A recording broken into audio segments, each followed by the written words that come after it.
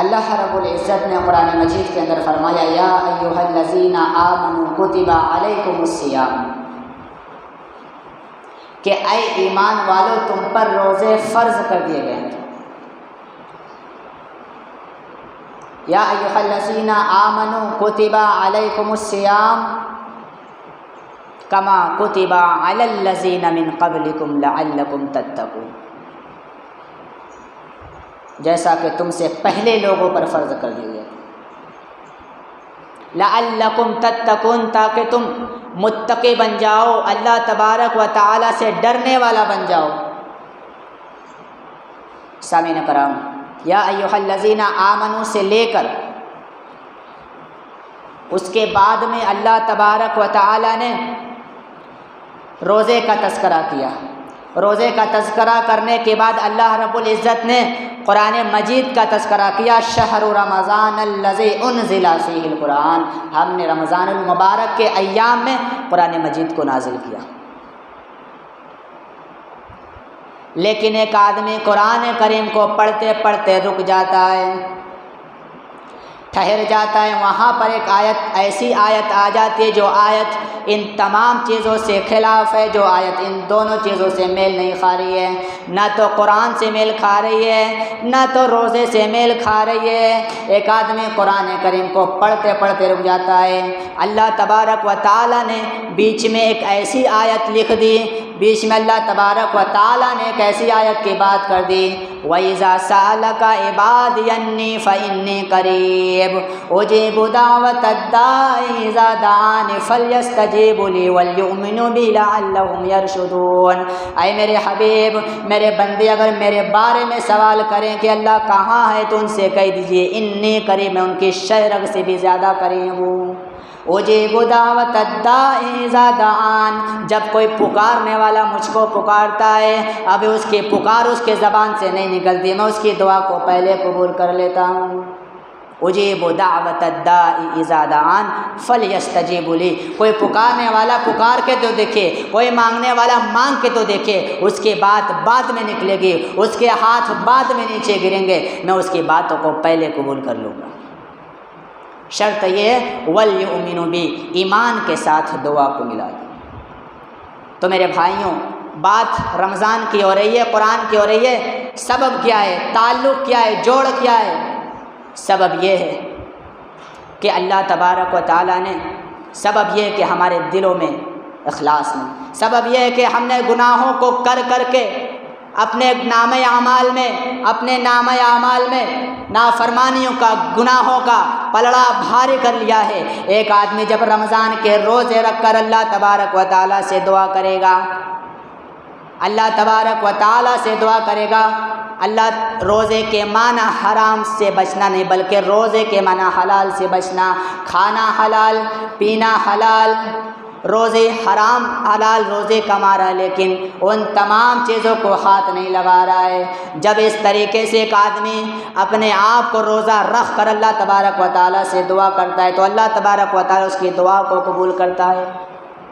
ایسے دنوں میں، عام دنوں میں ہم دعائیں کرتے ہیں، ہم اللہ تبارک و تعالیٰ کے آگے گڑ گڑاتے ہیں، ہم معافیاں مانگتے ہیں، لیکن اللہ تبارک و تعالیٰ ہمارے بہت سی کاموں کو، ہمارے بہت سے نافرمانیوں کو، ہمارے بہت سے گناہوں کو نہیں معاف کرتا ہے۔ لیکن ایک آدمی گناہوں سے بچ کر پریشانیوں سے مبتلا ہوا، مقدمات میں پھنسا ہوا، اپنے پریشانی میں مبتلا ہے، مصیبتوں میں پریشان ہے، کہاں جائے، سارے دروازے بند ہو گئے، رمضان کا روزہ ملا، رمضان کا مہینہ ملا، رمضان کے روزے رکھ اپنے آپ کو حلال چیزوں سے بچا کر ایک آدمی جب دعا کرتا ہے، جب ایک آدمی دعا کرتا ہے تو اللہ تبارک و تعالیٰ اس دعا کو اللہ تبارک و تعالیٰ اپنے یہاں قبول کرتا ہے۔ وَلْيُؤْمِنُوا بِي، ایمان کے ساتھ دعا کو ملا دو، اللہ پر اعتماد، اللہ پر بھروسہ، اس امید کے ساتھ کہ اللہ کے علاوہ کوئی نہیں ہے جو سننے والا ہے، اس امید کے ساتھ اللہ تبارک و تعالیٰ کے علاوہ کوئی نہیں ہے جو ہمیں روزی دے سکے، اس امید کے ساتھ کہ ہمیں اللہ تبارک و تعالیٰ کی بارگاہ کے علاوہ کہیں ایسی بارگاہ نہیں ہے جہاں ہمیں مدد مل سکے، نہ محتاج کے پریشانیاں دور ہو، نہ مصیبت زدہ کی مصیبتیں رفع ہو، کہاں جائیں، اللہ تبارک و تعالیٰ کی بارگاہ میں ہاتھ اٹھاتے ہیں، اللہ تبارک و تعالیٰ تو ہماری دعا دعاؤں کو قبول کر لے۔ جب ایک آدمی رمضان کے روزے کو پا کر اللہ تبارک و تعالیٰ سے دعا کرتا ہے تو میرے بھائیوں اللہ تبارک و تعالیٰ اس کی دعاؤں کو قبول کرتا ہے۔ یہی وجہ ہے، یہی سبب ہے کہ اللہ تبارک و تعالیٰ نے رمضان کے بعد دعا کا تذکرہ کر دیا۔ اللہ تبارک و تعالیٰ نے مانگنے والوں کی کیسے سنی؟ آؤ اس بات کا شکوہ کرنے والوں کہ اللہ ہماری نہیں سنتا، آؤ مسلمانوں اس بات کا شکوہ کرنے والے، آؤ اللہ ہماری دعاؤں کو نہیں سنتا۔ ہم نے دنیا کا کوئی توانگر ایسا نہیں دیکھا، ہم نے دنیا کا کوئی بادشاہ ایسا نہیں دیکھا، ہم نے دنیا کا کوئی شہنشاہ ایسا نہیں دیکھا جو خود کہے کہ آؤ مجھ سے مانگو میں تمہیں دیتا ہوں۔ فَلْيَسْتَجِيبُوا لِي، ترجمہ سن لو، لفظ ترجمہ سن لو، فَلْيَسْتَجِيبُوا لِي، مانگ کر دیکھ لو، آزما کے دیکھ لو، تمہاری دعاؤں کو تمہارے ہاتھ بعد میں نیچے گریں گے، اللہ تبارک و تعالیٰ پہلے دعاؤں کو قبول کر لے گا۔ جب ایک آدمی اس طریقے سے دعا مانگتا ہے، اللہ کے نبی صلی اللہ علیہ وسلم فرماتے ہیں کہ اللہ تبارک و تعالیٰ فرماتا ہے کوئی آدمی اللہ کے بارگاہ میں ہاتھ اٹھا کر دعا کرتا ہے میں اسے خالی ہاتھ لوٹانے میں شرم آتی ہے۔ فرشتوں گواہ رہنا، فرشتوں گواہ رہنا، میرا فلاں بندہ مجھ سے مدد مانگنے کے لیے کہیں اور نہیں گیا۔ فرشتوں گواہ رہنا، میرا فلاں بندہ اپنی پریشانیوں کو، اپنے مقدمات کو، اپنے لاچاری کو، اپنی مصیبت کو کسی اور کے سامنے نہیں لے گیا، ہماری بارگاہ میں لے کر آیا ہے۔ فرشتے گواہ رہنا، اس کے ہاتھ بعد میں نیچے گریں گے، میں اس کی دعاؤں کو پہلے قبول کر لوں گا۔ سامعین کرام، اللہ تبارک و تعالیٰ نے مانگنے والوں کی کیسے سنی؟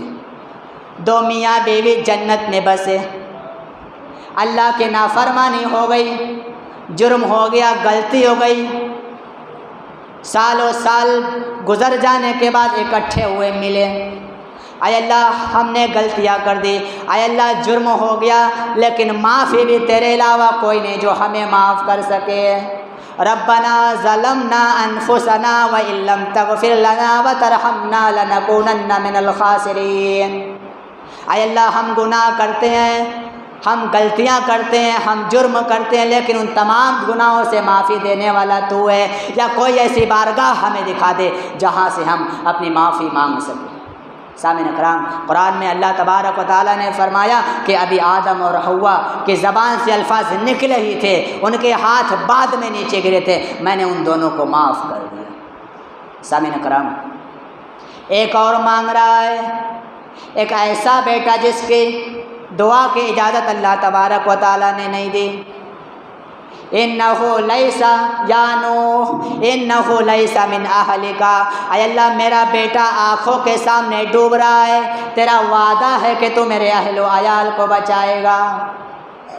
اے اللہ میرا بیٹا آنکھوں کے سامنے ڈوب رہا ہے، تیرا وعدہ ہے کہ تو میرے اہل و عیال کو بچائے گا۔ ابھی نوح کے منہ سے زبان نکلی ہی تھی، ابھی نوح کے منہ سے زبان مکمل نہیں ہوئی تھی، اللہ تبارک و تعالیٰ نے کہہ دیا اے نوح جا، ہم نے تجھے معاف کر دیا۔ فَلْيَسْتَجِيبُوا لِي وَإِذَا سَأَلَكَ عِبَادِي أَنِّي فَإِنِّي قَرِيبٌ، جاؤ میرے مانگنے والے بندوں سے کہہ دو، اللہ کے رحمتوں سے نا امید ہونے والوں، اپنے پریشانیوں کو، اپنے مقدمات کو، اپنے مصیبتوں کو دوسری بارگاہ میں لے جانے والے، جاؤ اعلان کر دو فَلْيَسْتَجِيبُوا لِي، اللہ سے مانگ کر دیکھو، فَلْيَسْتَجِيبُوا لِي، اللہ تبارک و تعالیٰ تمہاری دعاؤں کو قبول کرنے والا ہے۔ سامعین کرام، ایک اور ہے جو مچھلی کے پیٹ میں پھنسا ہوا ہے، رات کے تاریکی ہے، اندھیرا ہے، حضرت نوح علیہ السلام، حضرت یونس علیہ السلام مچھلی کے پیٹ میں پھنسے ہیں۔ اے اللہ تیری ہی وہ ذات ہے جو رات کے تاریکیوں میں مچھلی کے پیٹ میں بھی سننے والا تو ہی ہے۔ ربنا آتنا فی الدنیا حسنۃ، اے اللہ تبارک و تعالی اس رات کے اندھیرے میں گناہوں سے، اس رات کے اندھیرے میں تو معافی دینے والا، تو دعاؤں کو سننے والا ہے۔ اللہ تبارک و تعالیٰ نے حضرت یونس علیہ السلام کی دعا کو سن لی اور مچھلی کو حکم دے دیا کہ جاؤ یونس کو کنارے، دریا کے کنارے، دریا کے ساحل پر چھوڑ کر آئے۔ سامعین کرام، اللہ تبارک و تعالیٰ مانگنے والوں کی کیسے سنتا ہے۔ ایک اور مانگ رہا ہے، ایک اور مانگ رہا ہے، سارے گھروں کے اندر بچوں کی رونق ہے، اے اللہ تبارک و تعالیٰ ایک گھر ایسا ہے جس میں بچہ نہیں ہے، جو بچے کی آواز سے گھر خالی ہے، اے اللہ تبارک و تعالیٰ ہمیں بچہ عطا کر دے۔ ربی حب لی من الصالحین، اے اللہ بیٹا بھی وہ عطا کرنا، ربی حب لی من الصالحین۔ ہم دعائیں کرتے ہیں اے اللہ بیٹا ایسا عطا کرنا جو آنے کے بعد ہمارے نسلوں میں کام آنے والا ہو، اے اللہ تبارک و تعالیٰ بیٹا ایسا دینا جس کو ہم ڈاکٹر بنائے، پولیس بنائے، انجینئر بنائے، تاکہ دنیا کے اندر چل کر ہمارا نام روشن کرے۔ دعا کر رہے ہیں ربی حب لی من الصالحین، اے اللہ بیٹا بھی ایسا عطا کرنا جس کے سر پہ تاج رسالت رکھا ہو۔ ربی حب لی من الصالحین، اب ابراہیم کی زبان سے الفاظ نکلے ہی تھے، اللہ تبارک و تعالیٰ نے بردبار بیٹے کی خوشخبری سنا دی، فبشرناہ بغلام حلیم، اے ابراہیم جاؤ میں نے تجھے اسماعیل علیہ السلام کی خوشخبری سنا دی۔ ایک اور ہے بیماریوں میں پھنسا ہوا ہے، اے اللہ علاج کر کر کے تھک گئے ہیں، دنیا کے اندر بہت ڈاکٹروں کا اے اللہ تبارک و تعالیٰ بہت سارے جگہوں پر دوڑا، لیکن کوئی ذریعہ کام نہیں آیا، کوئی علاج کام نہیں آیا، اے اللہ تبارک و تعالیٰ لا علاج ہو چکے ہیں، اے اللہ تبارک و تعالیٰ اس کی سیوا کر کر کے تھک گئے ہیں۔ انی مسنی الضر وانت ارحم الراحمین، اے اللہ تبارک و تعالیٰ اس بیماری سے شفا دینے والا تو ہی ہے، اے اللہ تبارک و تعالیٰ کوئی ذات ایسی نہیں ہے جو ہمیں شفا دے سکے، اے اللہ تبارک و تعالیٰ ہمیں تو شفا عطا کر دے۔ ابھی ان کے زبان سے الفاظ نکلے ہی تھے، اللہ تبارک و تعالیٰ نے کہا اے ایوب جاؤ تمہاری زبان سے الفاظ ابھی مکمل ہونا باقی ہے، میں نے تمہیں بیماریوں سے شفا عطا کر دیا۔ سامعین کرام، اللہ تبارک و تعالیٰ کیسے دعاؤں کو سنتا ہے؟ شرط یہ ہے کہ ہم ایمان کے ساتھ دعا کو ملائیں، شرط یہ ہے کہ ہم ایمان کے ساتھ، خالص ایمان کے ساتھ اللہ تبارک و تعالیٰ پر توکل، اللہ رب العالمین پر بھروسہ، اس امید کے ساتھ دعا کریں کہ اللہ تبارک و تعالیٰ اللہ تبارک و تعالیٰ کے علاوہ کوئی نہیں ہے جو ہماری دعا کو سن سکے۔ اگر اس امید کے ساتھ ایک آدمی دعا مانگتا ہے، اس امید کے ساتھ ایک آدمی دعا کرتا ہے، تو اللہ تبارک و تعالیٰ اس آدمی کی دعا کو قبول کرتا ہے۔ سامعین کرام، ایک عورت حضرت خولہ رضی اللہ تعالیٰ عنہ، عرب کا دستور تھا کہ اگر کوئی آدمی اپنے بیوی کو طلاق دینا چاہتا ہے تو اپنی بیوی سے کہہ دیتا تھا کہ تو میری ماں کی طرح ہے۔ اگر کوئی آدمی اپنی بیوی کو طلاق دینا چاہتا تھا عرب کے زمانے میں تو کہہ دیتا کہ تو میری ماں کی طرح ہے۔ حضرت خولہ رضی اللہ تعالیٰ عنہ کے پاس مسئلہ پیش آیا، اے اللہ میرے شوہر نے کہہ دیا کہ تو میری ماں کی طرح ہے۔ اللہ کے نبی کے پاس مسئلہ آیا، اللہ کے نبی نے فرمایا ہاں اے عورت خولہ رضی اللہ تعالیٰ عنہ تو اپنے شوہر کے لیے حرام ہو گئی ہے۔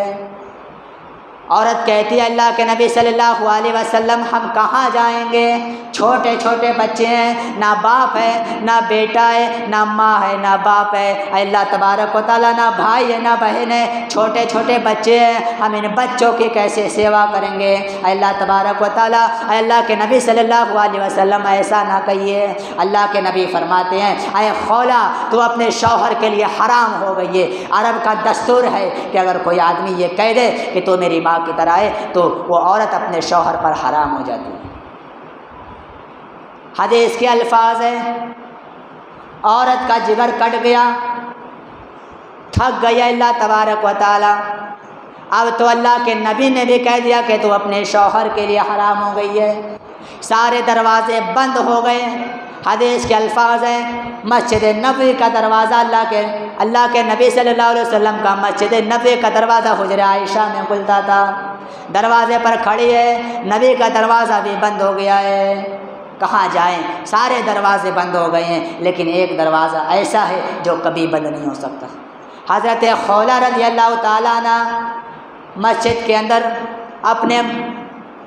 ٹیک اپنے ماتھے کو جھکا دیتی اللہ تبارک و تعالیٰ سے دعا کرتی ہیں کہ اے اللہ تیرے علاوہ کوئی نہیں ہے، اے اللہ تبارک و تعالیٰ سب دروازہ بند ہو گیا ہے، لیکن ایک ایسی ذات ایسی ہے کہ اللہ تبارک و تعالیٰ تو ہی دعا کو قبول کرنے والا ہے۔ اللہ تبارک و تعالیٰ نے فرمایا اے فرشتوں جاؤ، اس عورت نے اللہ کے بارگاہ میں ہاتھ اٹھائی ہے، اس عورت نے اللہ کے بارگاہ میں دعا کی ہے، فرشتوں گواہ رہنا، فرشتوں گواہ رہنا۔ حدیث کے الفاظ ہیں، حضرت اللہ کے نبی صلی اللہ علیہ وسلم نے فرمایا جاؤ، قرآن کے اندر 28ویں پارہ کے اندر اللہ نے فرما دیا قد سمع اللہ قول التی تجادلک فی زوجہا وتشتکی الی اللہ۔ اللہ تبارک و تعالیٰ نے ہمیشہ ہمیش کے لیے مسئلہ تبدیل کر دیا، اللہ تبارک و تعالیٰ نے ہمیشہ ہمیش کے لیے مسئلہ بدل دیا۔ اگر کوئی آدمی اب یہ کہے کہ تو میری ماں کی طرح ہے تو وہ عورت حرام نہیں ہوگی، اللہ تبارک و تعالیٰ نے اس مسئلے کو بدل دیا۔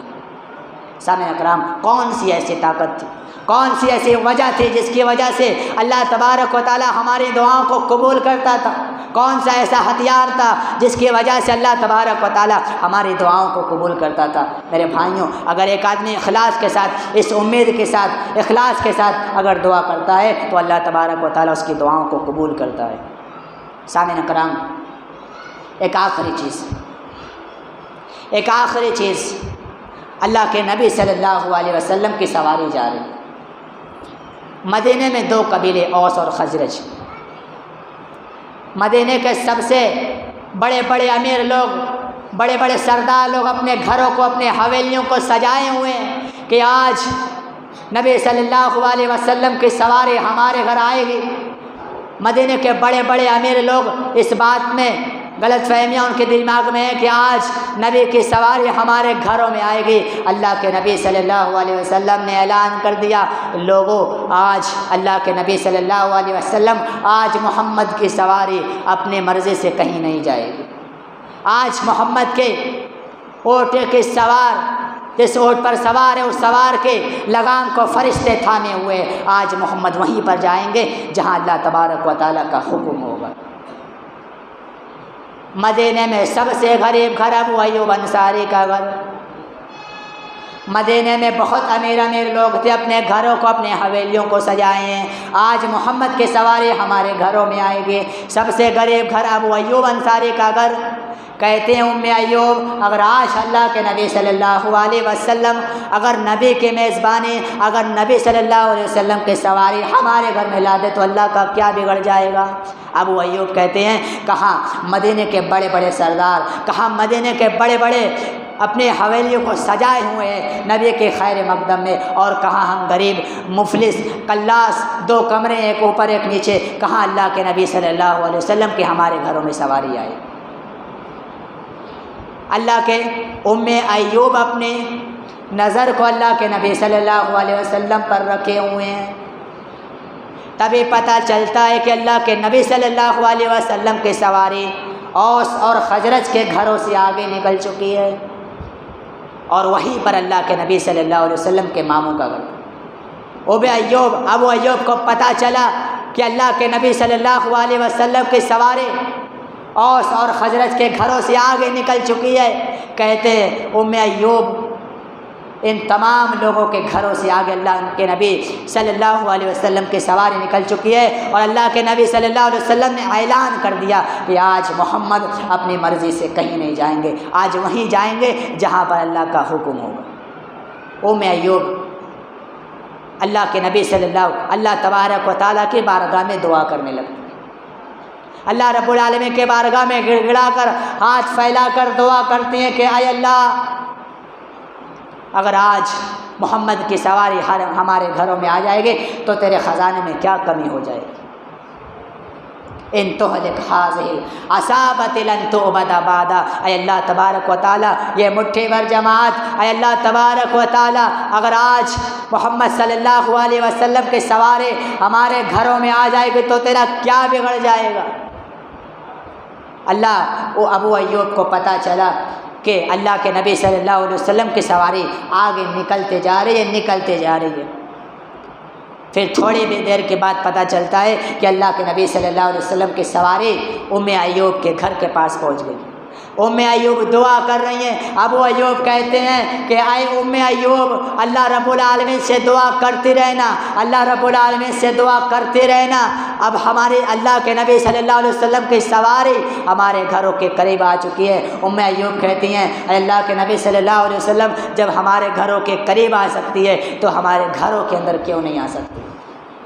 اے اللہ کے نبی صلی اللہ علیہ وسلم، جب نبی کی سواری ہمارے گھروں کے قریب آ سکتی ہے تو ہمارے گھروں کے قریب آ سکتی ہے تو ہمارے گھر میں کیوں نہیں آ سکتی ہے؟ حدیث کے الفاظ ہے،